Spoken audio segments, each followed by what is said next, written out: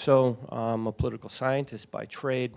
I'm professor here. I've been here for about a year and a half, and what I teach here are different sorts of electives. We're doing global issues, things like this, and these sorts of courses have been designed to give our students the ability to think about complex phenomena, society, politics, economics, and culture, so that they can actually think about how they see the world. Because this is one of the things that I think is important about SAS, is that you guys take the responsibility for your education.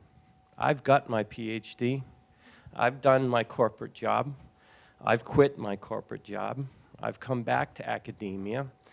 And what I'm trying to do is something a little bit different. And we'll see what we're trying to do now throughout my presentation.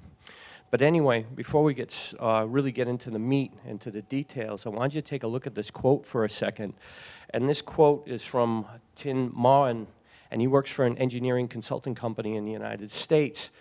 And one of the things that Tim is talking about in the article, I'll show you the articles later if you're interested, is that if we're actually going to be thinking about what's going to happen in the future, we actually have to understand what's going on in the present. And then to actually understand what's going on in the present, we also have to understand the past. So I think one of the things is that we can talk about the future all we want, and we can think about how things could be, or should be, or will be, and why. But that discussion has to be based someplace else. And I think one of the things I'm going to try to do today is show you that no matter what we talk about in terms of the future, technology, artificial intelligence, new forms of business, new ways of doing, let's say, organizing cultural events, that's all well and good. But really, at the end of the day, at the center of all the changes that are taking place, we are still influencing how the world works. And when I say we, it's human beings. And this is one of the reasons why I'm here at SAS, is because I'm here to actually coach people along to go down a path where they want to actually, let's say, end up. What's interesting for the students? Where do you want to see yourself 5, 10 years' time? So this is something I want you to consider. Anyway, I talk about these things because, as you can see, I'm not your standard professor. I teach here. I've been here for a year and a half. I held a professorship in the University of Helsinki. Actually, the reason why I am here is because I used to study Russian energy policy. We used to run projects out of the University of Helsinki. We were backed by a €500,000 grant, and we were studying the oil and gas development here in Russia. My PhD is in Russian domestic politics under Yeltsin from 1992 to 2000. I've been in this country, or associated with this country, for about 30 years. But I went from studying Russian politics to going to oil and gas industry. And then I quit it, and I became a water polo coach.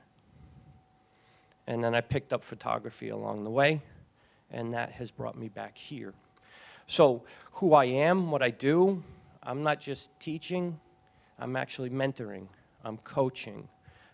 I'm interested in seeing how students develop and what they're going to do when they leave this place eventually. So before we get into the let's say, more solid issues in the lecture, I wanted to talk about the vision of the future. And if I ask all of you, or individually, what the future will look like, I think we'll all get different pictures. And that's fine. But I think I want to stick on one model right now, which is a very, very big cliche. And it's the idea that our role in society in this world is changing because of technology. The technology that you carry in your pockets, your cell phones, your iPads, your computers, the apps that you have on them, is supposedly changing society. But I want to take this thesis a little bit further. And I want to say that it's not really technology that's doing all the changing. It's how we perceive what that technology does for us. And one of the problems is right now that technology is developing so quickly that we don't really have an idea of what it's capable of and how it's going to change we look at this world. For instance, some people are talking about now that we're going to have asset-light lifestyles, which means you're not going to own a car, you're not going to own a house, you're actually going to basically lease, rent, you're not going to actually have a huge amount of, let's say, consumers' goods, because we basically don't have the money, we don't have the time, and they just cost too much. It's easier for us to call Yandex Taxi instead of paying for the insurance, the parking spot, cleaning the car, doing the repairs, everything like this. So the technology in and of itself isn't changing. What's changing is our perception of the world we live in. So when we talk about, let's say, academics and education, if we are changing the way we think about the world, education has to change too.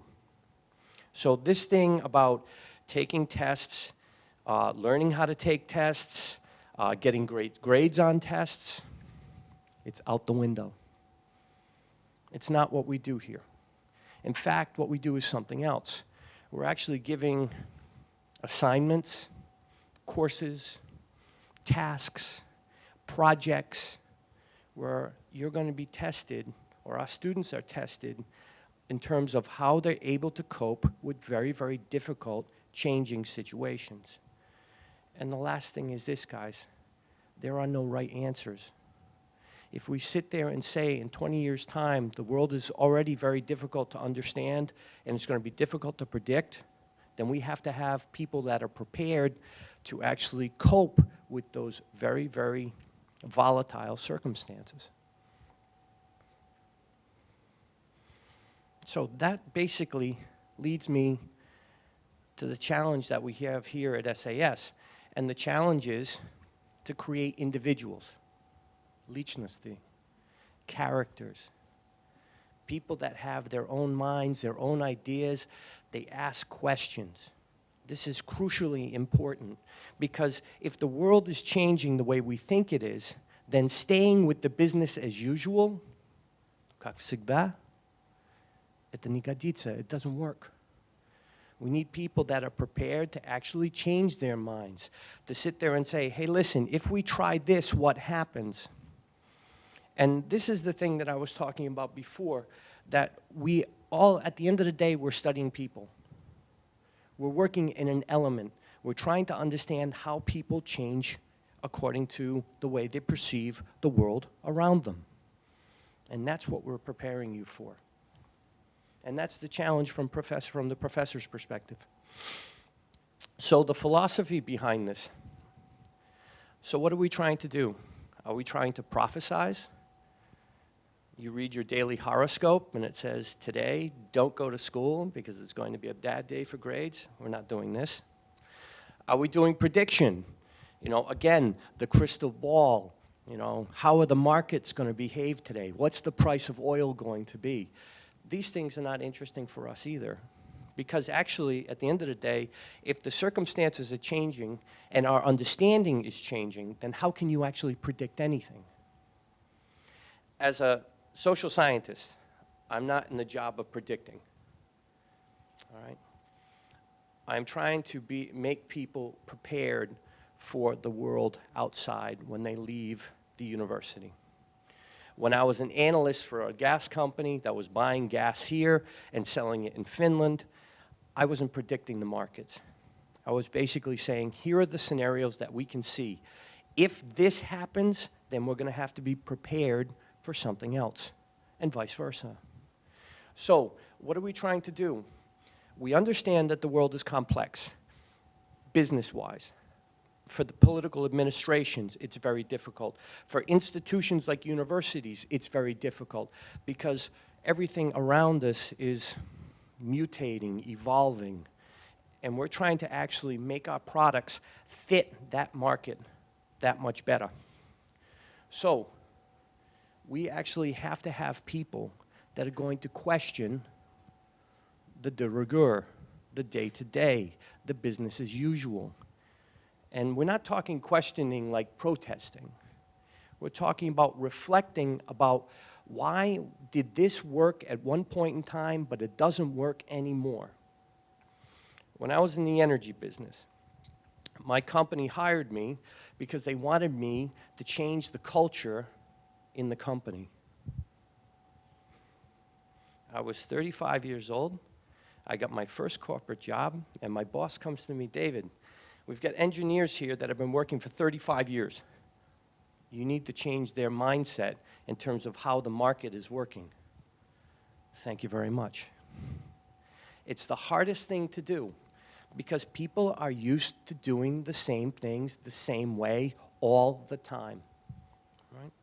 So in order for changes to take place, we need people to actually step out of their normal way of thinking and start to ask questions.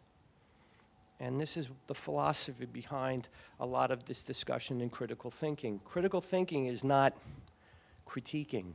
It's not complaining. It's what can we do better? What have we done in the past that doesn't work now? Right? And that's what I mean by preparedness. That if we ask questions, if we start to think about, I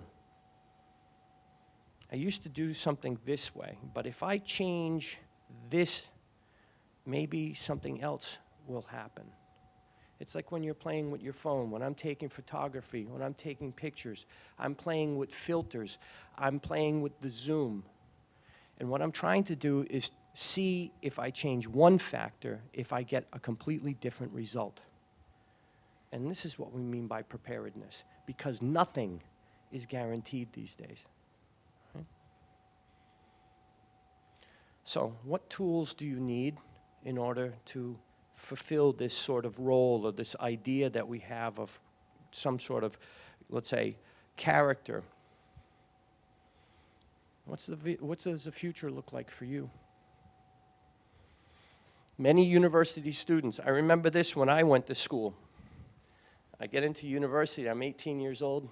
What are you going to do when you grow up? I'm going to be a political scientist. I didn't say that, but I had no clue. I had a major that I was taking. I had a language that I was interested in. I knew I was going to be in university for 4 years, and I would get out, and I would get a job. It never happened. I graduated. I was pretty good at Russian. I studied international studies. I had a diploma. But I had no job. And job is not the most important thing. I didn't have a conception of what the future would be like. So the type of students we're asking that we're actually very interested in to come to SAS are ones that think about the future. What do you want to do when you get out of here? What kind of person do you want to be? How do you see this world in 5 to 10 years' time? So you need to be asking informed questions. Everything starts with questions. One of the biggest issues I have with first-year students is that they come in and they're sure of the world. Google, Apple, major IT companies. I'm going to be a programmer. I'm going to work for them. This is what I'm going to do. That's going to be my job for 20 years. And that's that. Technology runs the world. It's not that way. We're looking for people that ask more questions than make more statements. We also need people that are going to be able to tell the difference between, let's say, what is an immediate problem and what's the bigger picture. If you are interested in something, it also has to be placed within a particular context. Because, let's say, for instance, I want to be a sociologist. Why? What are you going to do? How is it going to influence society? Let's say, for instance, biologists. I've got friends of mine that are electrical engineers. One of the top guys in cognitive sciences right now. He's a colleague of mine. He studies electrical engineering. He has a PhD from Finland, and he's studying addiction. He looks at the connections in the brain to determine the patterns that can be identified so that we see how drugs, alcohol, and other forms of addiction influence the cognitive process. And he's working with neuroscientists, he's working with engineers, he's working with programmers. So it's not just about being a sociologist anymore. It's not just about being an engineer anymore. It's about seeing how your profession works with others. Because the problems that we're seeing and the challenges that we're finding are very multidimensional.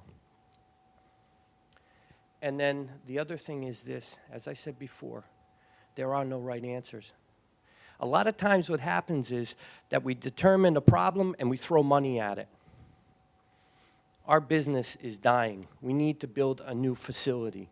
So let's just throw some money at it, let's build the thing, and then we'll recover the market share. It doesn't happen that way. In a lot of ways, what's going on is that we have to think about what are the next knock-on effects. If I do this, how does it change the environment around me? So I've put a huge set of tasks and a very, very high standard for the people that we are looking for and that we're trying to produce. And you would be probably very correct to sit there and say, David, there are no such people. I'm going to argue with you and say that there are.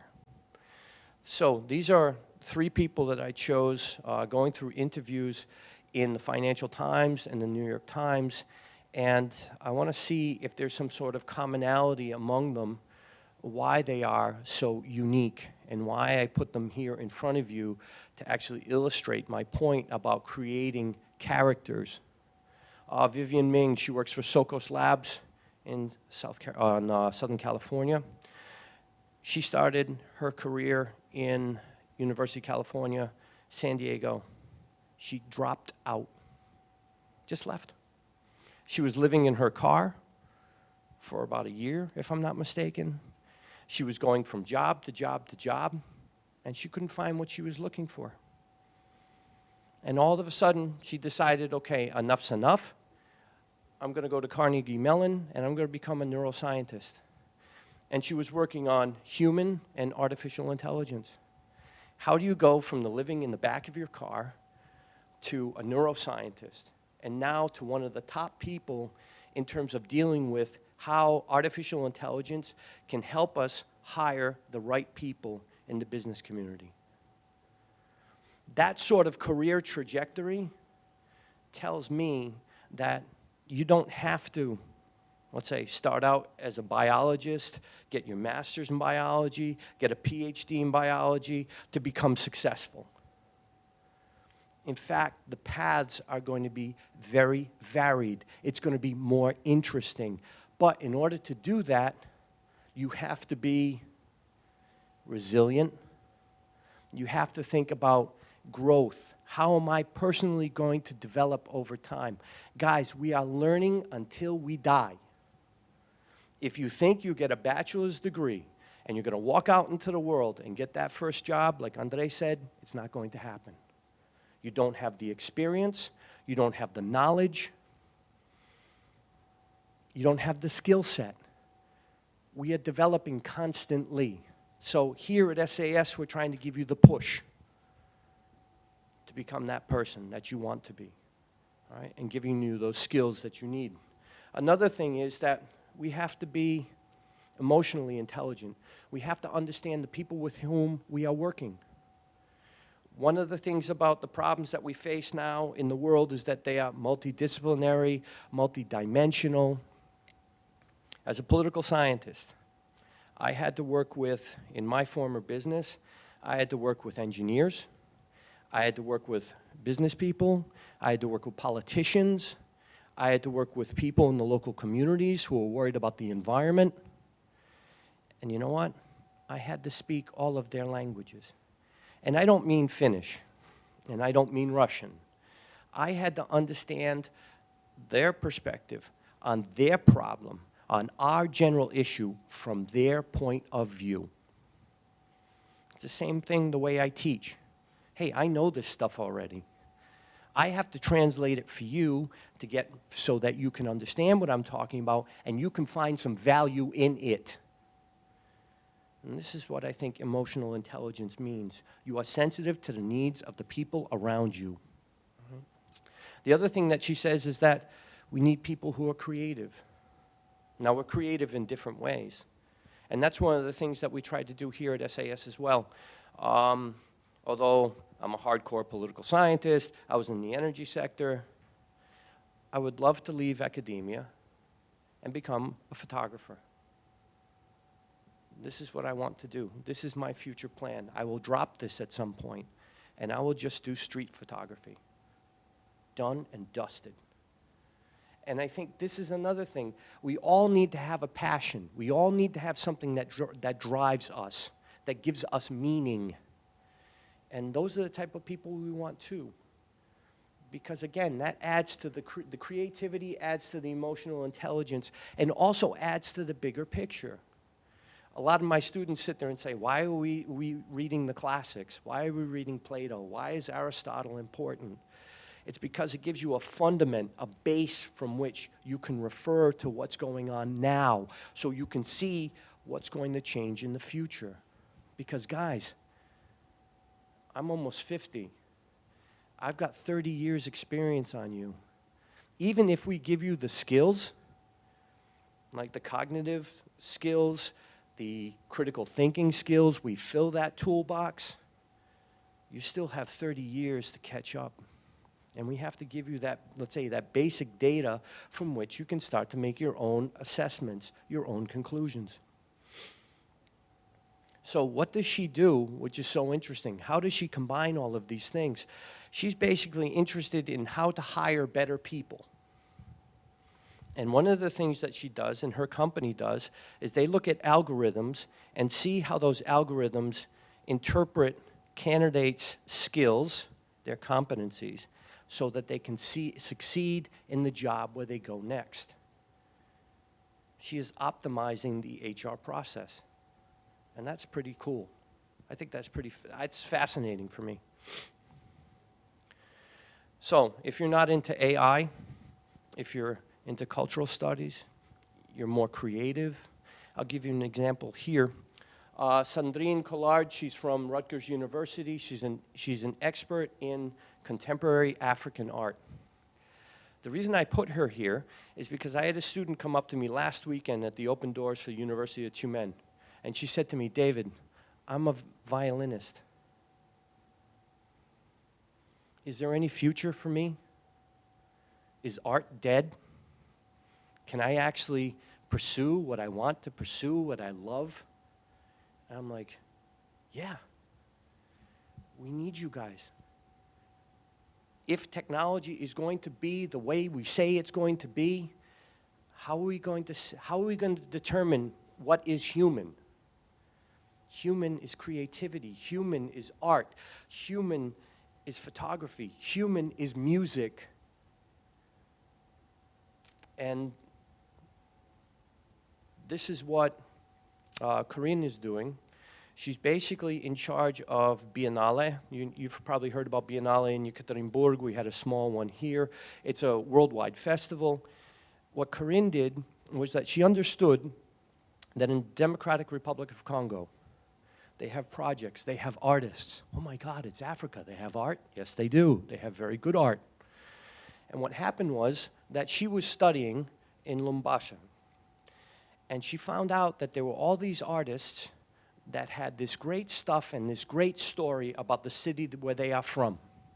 And the city is very much like Tümeng.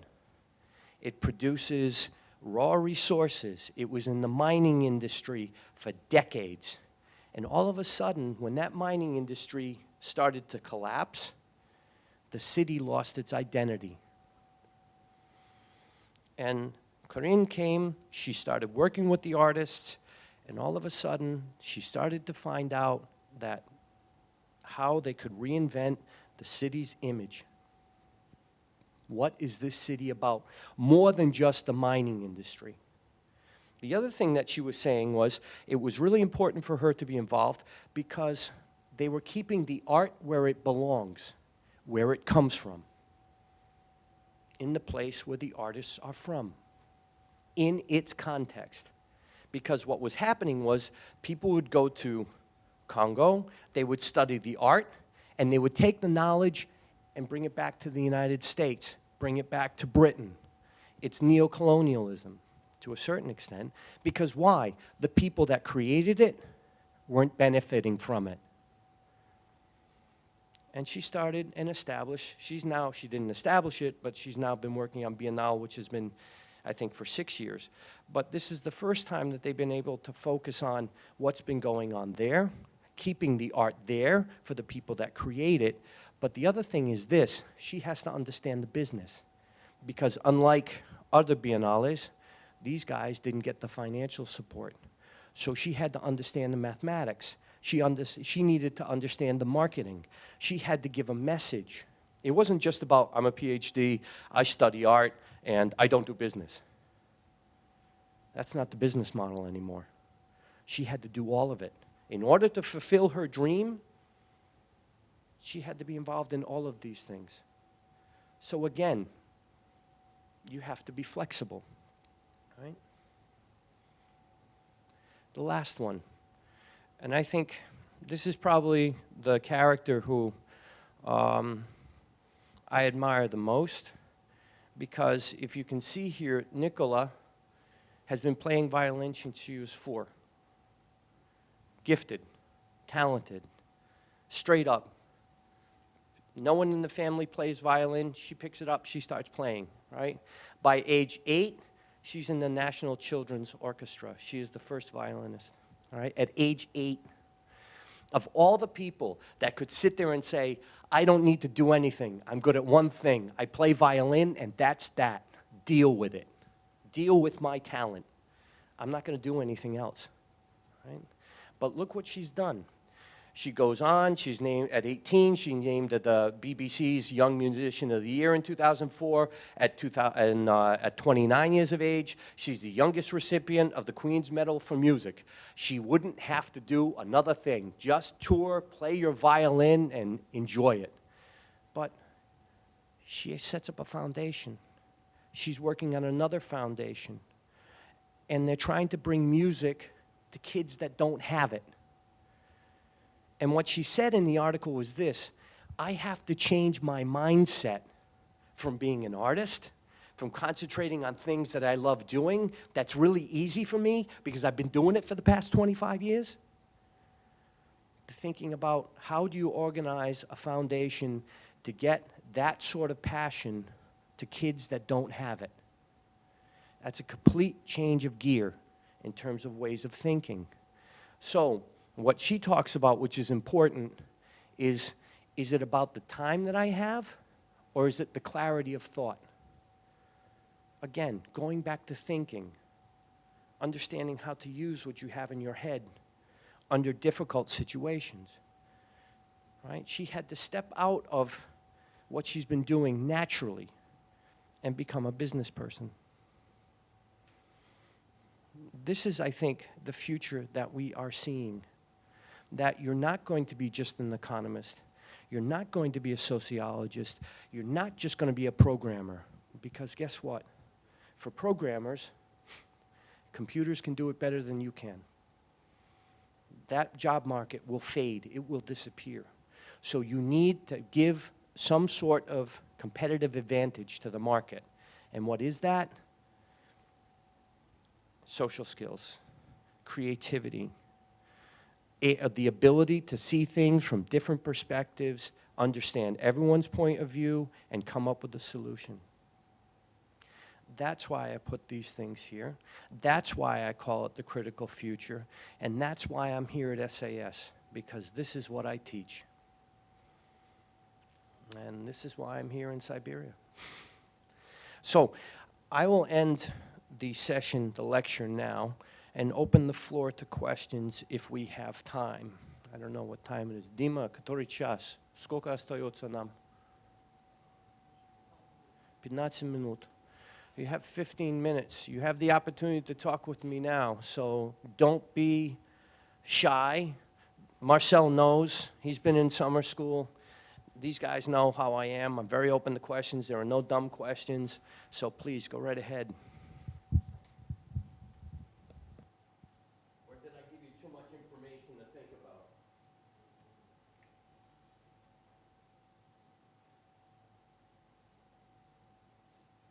One thing that I didn't mention here, I'm going to get yelled at by the camera guys again because I don't have a microphone on. One of the things that I didn't mention here, because I don't want to scare everybody, because how old are you guys? 18, 17? You're getting ready to go to university. You're coming out into the big world. There's one big word that I have to actually throw at you. It's called responsibility. It's like work, but responsibility is bigger.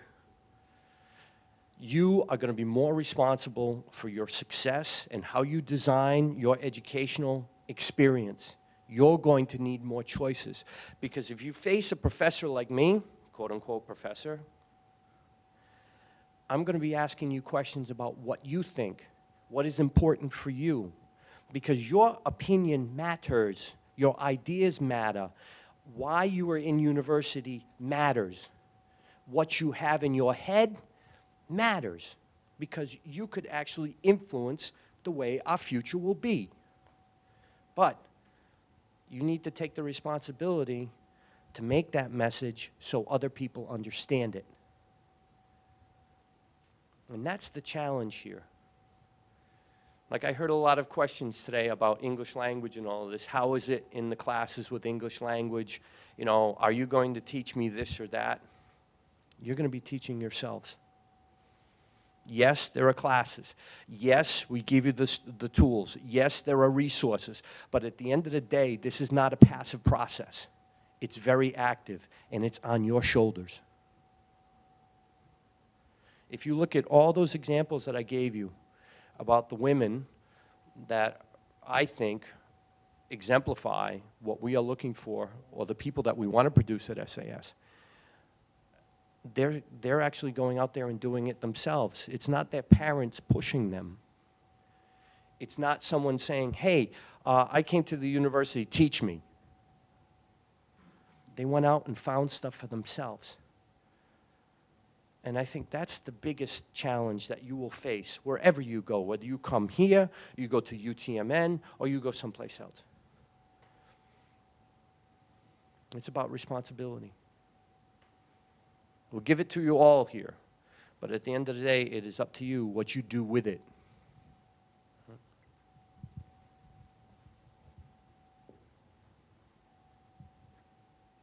Yeah, go ahead. I'll give you the microphone. I won't throw it to you. So about SAS, is it developing? I mean, was this half of a year better than the last one? I mean, the previous first year of that at the market of universities and some kind of, maybe some new classes or something like that. Okay, I think there are different markers that we can use. Unfortunately, Daniel would be the better person to actually talk about this from a standings perspective. I understand anecdotally that we have received funding from 5100 again, so that the model has been approved and we're continuing to do our work. So that's a positive sign.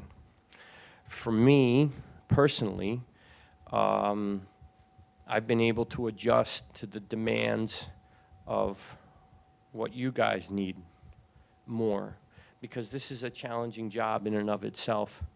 We're not just opening up books and we're not just throwing them and saying, okay, I want you to read Nietzsche from page 1 to 500 and give me a summary on it in 10 days' time. I'm not interested. That's not what we're doing here. This is more of a coaching job. This is more of a training position. It's mentoring. So from a personal perspective, I think I'm getting better at this than I was last year. I understand the circumstances much more. I think also what's developing is that we're starting to figure out much better what our role is, who we are, what value added we give to you guys and to the community at large. Because our students speak more about what we do here than I ever could. SAS students that graduate, when they will graduate, they are our product. They are what they say what we are, and what we do well and what we don't do well. So if I look at the classes, I think there's progress there as well. I think as far as working together within the classes, putting them together, there is a krasnaya nitka. There is something that is coming together that's tying it all in place, so that when someone comes in here in year one, they're going to be able to sit there and say, I understand the philosophy, I understand why I'm here, I understand what the demands are going to be, and I understand what I'm going to walk out with. Not what I'm walking out to, because there are no guaranteed jobs.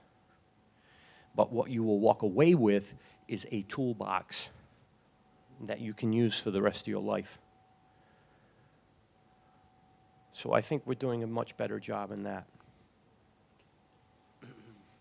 As far as students are concerned, well, I'm very critical, but I like working with the guys very much. You guys, this is one of the reasons why I stay here. It's working with you guys. Other questions? Yeah.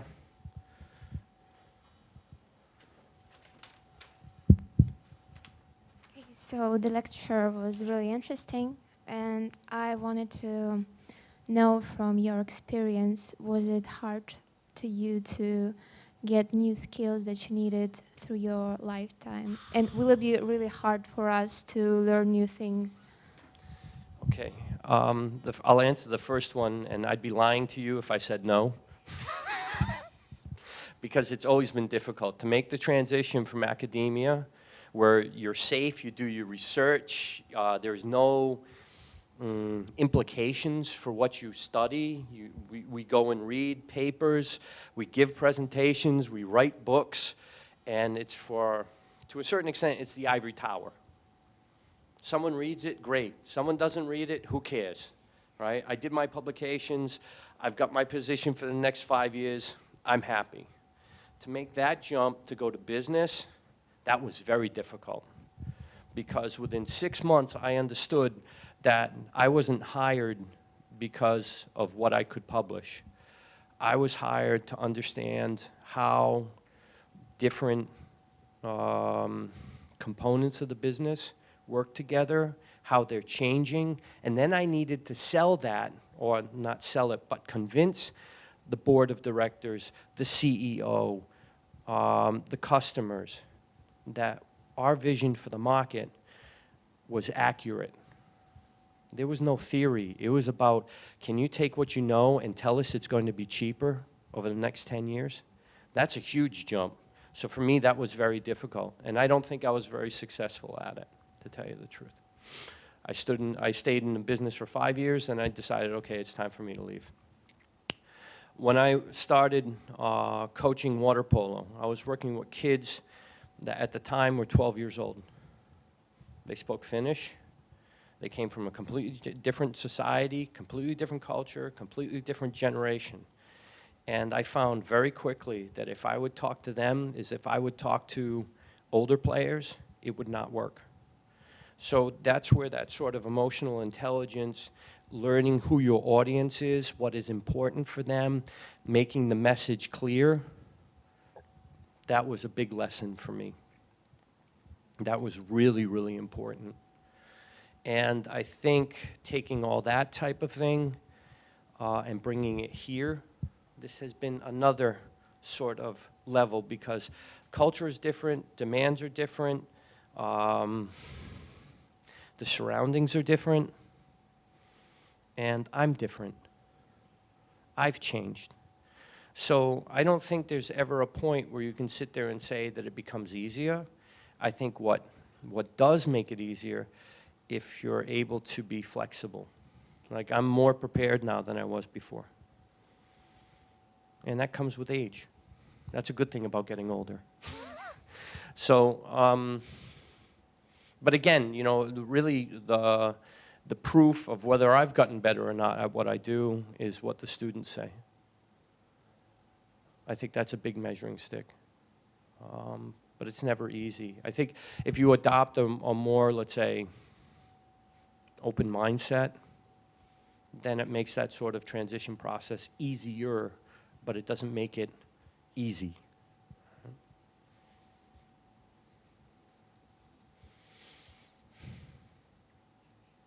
I think the other thing is, too, there's learning to communicate in different ways. I'm really good at speaking. I've been doing this for 30 years, and I love it. I love doing presentations. As my mother says, I can charm the birds out of the trees. But here, I have a responsibility to actually deliver on what I say.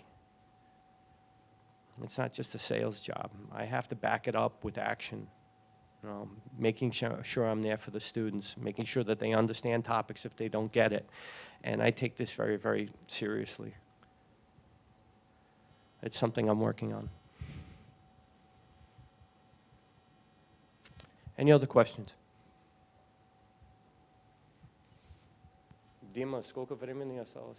So, I've been told that that's that. So thank you for coming today. I really appreciate, or we appreciate, that you came out on a Sunday afternoon when it's really, really nice outside. It's almost New Year's, and you came to listen to us. So if you have any questions afterwards, I'll be around in the cafeteria or in the bookstore. I suggest you go downstairs and visit Nikito Nispit if you have not been there.